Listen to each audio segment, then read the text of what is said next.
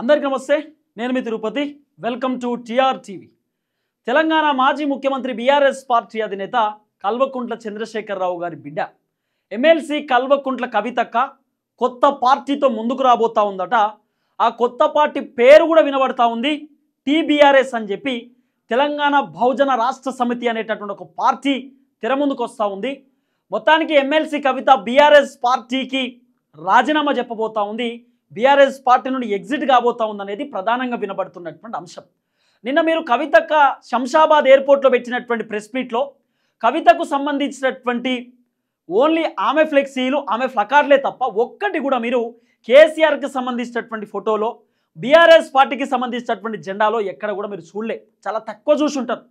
అంటే పెద్ద ఎత్తున కవితకు సంబంధించినటువంటి కవిత టీం అని చెప్పి కొన్ని ఫోటోలు కనబడ్డాయి. తర్వాత కొన్ని వివిధ రకాల పేర్లకు సంబంధించిన కొన్ని కొత్త ఫోటోలు కనబడ్డాయి. కవిత ఇట్లా పిడికిలు బిగించి ఉన్నటువంటి కొన్ని ఫోటోలు కూడా కనబడ్డాయి తప్ప నిన్న ఎయిర్పోర్ట్లో కొన్ని నినాదాలు కూడా ఇచ్చేటటువంటి కార్యక్రమం చేసిరు. కవితక్క సీఎం సీఎం సీఎం అనేటటువంటి నినాదాలు ఇచ్చిర్రు. తర్వాత కవితక్కకు సంబంధించినటువంటి బహుజన బిడ్డ అనేటటువంటి ఒక నినాదాలు ఇచ్చిర్రు. తర్వాత బహుజనుల కోసం పోరాటం చేసేటటువంటి కవితక్క అనేటటువంటి నినాదాలు ఇచ్చిర్రు. అనేకమైనటువంటి నినాదాలు ఇచ్చేటటువంటి కార్యక్రమం చేసిరు కవితకు సంబంధించినటువంటి అంశం. మనం కొంచెం బ్రీఫ్గా డిస్కస్ చేసే ప్రయత్నం చేద్దాం. కవితకు సంబంధించినటువంటి వ్యవహారంలో ఆమె బీఆర్ఎస్లో ఉండదలుచుకోవట్లేదు. కేసీఆర్కు 5 పేజీల లేఖ రాసేటటువంటి కార్యక్రమం కూడా చేసిరు. ఆ లేఖలో పాజిటివిటీస్ నెగిటివిటీస్ కూడా పూర్తి స్థాయిలో పొందుపరిచే ప్రయత్నం చేసిరు. తర్వాత ప్రెస్ మీట్లో కూడా చాలా కీలకమైనటువంటి అంశాలు మాట్లాడారు. కేసీఆర్ దగ్గర దయ్యాలు ఉంటాయి అంటూ కూడా కొన్ని మాట్లాడే ప్రయత్నం చేసిరు. ఆ దయ్యాల వల్లనే బీఆర్ఎస్కి ఇబ్బంది అవుతుంది అనేటటువంటి ఒక స్టేట్మెంట్ కూడా కవిత ఇచ్చేటటువంటి కార్యక్రమం చేసిరు. మొత్తానికి కవిత పెడుతున్నటువంటి కొత్త పార్టీ పేరు మాత్రం టీబీఆర్ఎస్ అనేటటువంటి పార్టీతో ఎమ్మెల్సీ కల్వకుంట్ల కవిత ముందుకు రాబోతా ఉంది. ఇది కవితకు సంబంధించినటువంటి న్యూ పార్టీ అనేది ప్రధానంగా వినబడుతున్నటువంటి అంశం. ఈ పార్టీ పేరు తెలంగాణ బహుజన రాష్ట్ర సమితి అనేటటువంటి పార్టీతో కవిత ముందుకు వచ్చేటటువంటి కార్యక్రమం చేస్తూ ఉంది. అయితే కవితతో పాటు హరీష్ రావు కూడా బయటకు వచ్చేటటువంటి అవకాశం ఉండొచ్చు, 50-50 ఛాన్సెస్ ఉండొచ్చు అనేటటువంటి ఒక చర్చ ఉంది. కవిత హరీష్ రావుతో కూడా డిస్కస్ చేస్తూ ఉంది అనేది ప్రధానంగా వినబడుతున్నటువంటి అంశం. కానీ హరీష్ రావుతో కేటీఆర్ వెళ్ళి మాట్లాడేటటువంటి ప్రయత్నం చేసిండు. ఆల్రెడీ ఆ అంశాన్ని సద్దుమణిగించుకునేటటువంటి కార్యక్రమం చేసిండు. హరీష్ రావు ఇంటికి కేటీఆర్ 2 సార్లు పోయిండు. ఒకసారి ఫస్ట్ టైం పోయినప్పుడు 2 గంటల సేపు రహస్య భేటీ పెట్టిండు.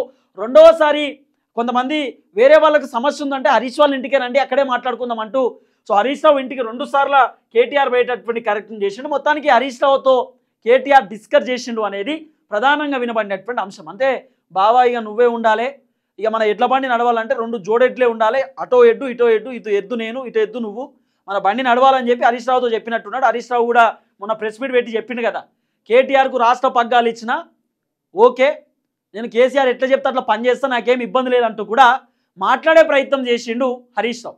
కాబట్టి అక్కడనే ఒక సంచలనమైనటువంటి అంశం తెరపైకి వచ్చింది. హరీష్ రావు కేసీఆర్ జోన్లోనే ఉన్నాడు. సో కేటీఆర్ కూడా హరీష్ రావుని పక్కన పంపించడానికి రెడీగా లేడు అనేది ప్రధానంగా వినబడినటువంటి అంశం. అయితే ఓకే, మొత్తానికి ఇదంతా కూడా చర్చగా నడుస్తూ ఉంది. అయితే కవిత మాత్రం టీబీఆర్ఎస్ అనేటటువంటి పార్టీతో ముందుకు రాబోతా ఉంది. సో ఎమ్మెల్సీ కల్వకుంట్ల కవితకు కేసీఆర్ వార్నింగ్ ఇచ్చిందట. సో పార్టీ పెట్టుకొని ఏదైనా పెట్టుకొని మన సంబంధం లేదు, మన పార్టీని బద్నాం చేస్తే మనం ఊరుకోమంటూ కూడా కేసీఆర్ కవితకు వార్నింగ్ ఇచ్చిన అనేటటువంటి ఒక చర్చ కూడా ఉంది. అయితే కవిత ఈ కొత్త పార్టీ పెట్టడానికి గల కారణం ఏంది, అసలు వచ్చినటువంటి కారణం ఏంది, రీజన్ ఏంది అంటే 2-3 అంశాలు ఉన్నాయి. ఒకటి, ఎమ్మెల్సీ కల్వకుంట్ల కవితక్క బీఆర్ఎస్ పార్టీ పైన అలిగింది. బీఆర్ఎస్ పార్టీ పైన అసంతృప్తితో, అసహనంతో, అలాగే బీఆర్ఎస్ పార్టీ పైన కోపంతో ఉంది. ఎందుకు అంటే కవితక్కకు పెద్దగా బీఆర్ఎస్లో ఉన్నటువంటి లీడర్లు మర్యాద ఇస్తలేరు, పట్టించుకుంటలేరు. First point. పట్టించుకోకపోవడానికి నానా రకాల రీజన్స్ ఉన్నాయి. కవితక్క తీహార్ జైలుకు పోయి బయటకు వచ్చింది.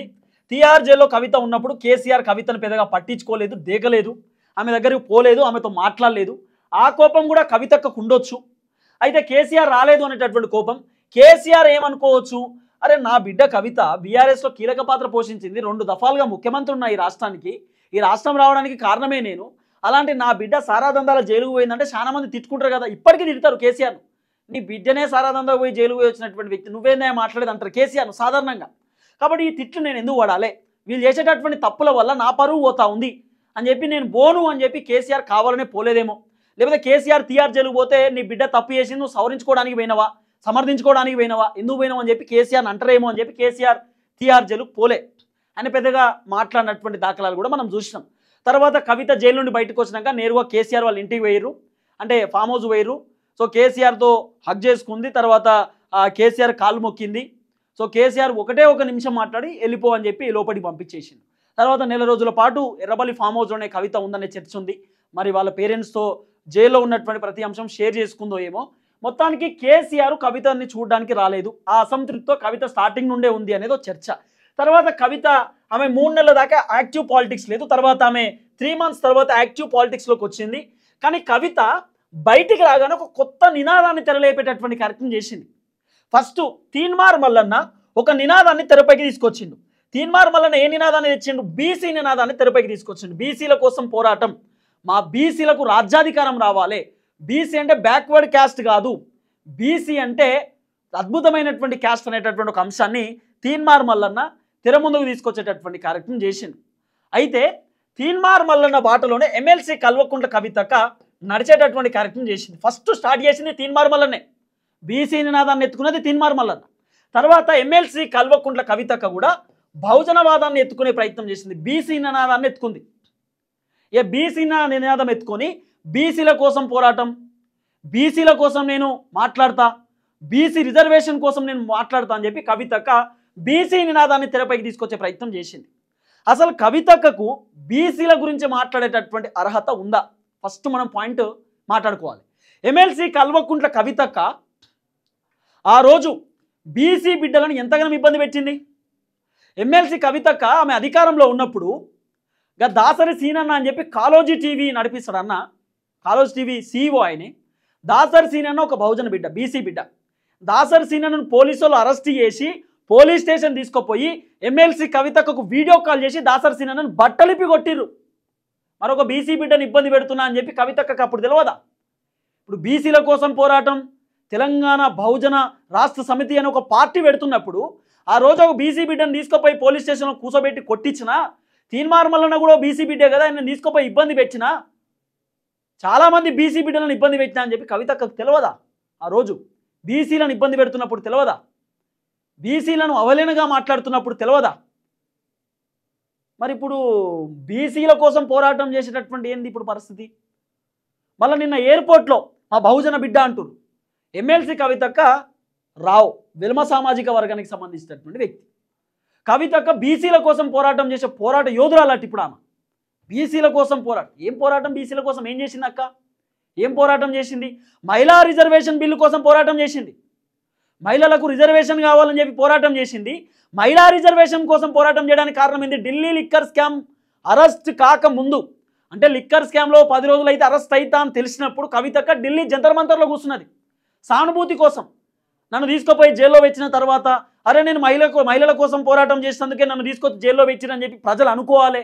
అబ్బా మహిళల కోసం పోరాటం చేసిన కవితక్క 33% రిజర్వేషన్ కోసం పోరాటం చేస్తే జైల్లో పెట్టిరు అని మహిళలు అనుకోవాలి కదా.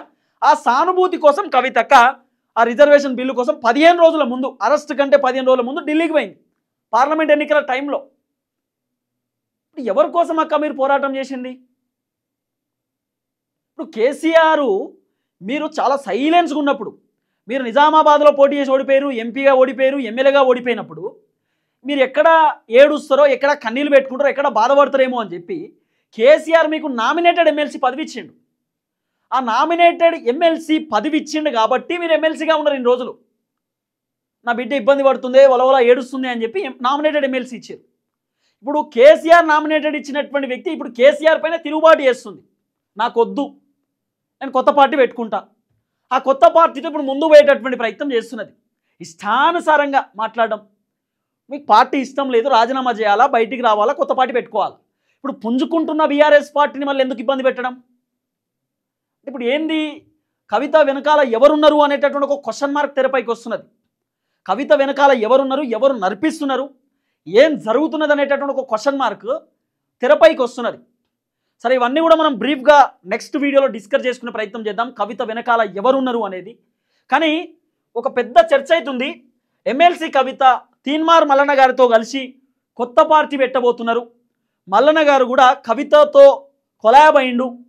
సో ఈ అన్నా చెల్లెలు కలిసి లేదా అక్క తమ్ముడు కలిసి వీళ్ళు ఒక పార్టీ పెట్టబోతున్నారు.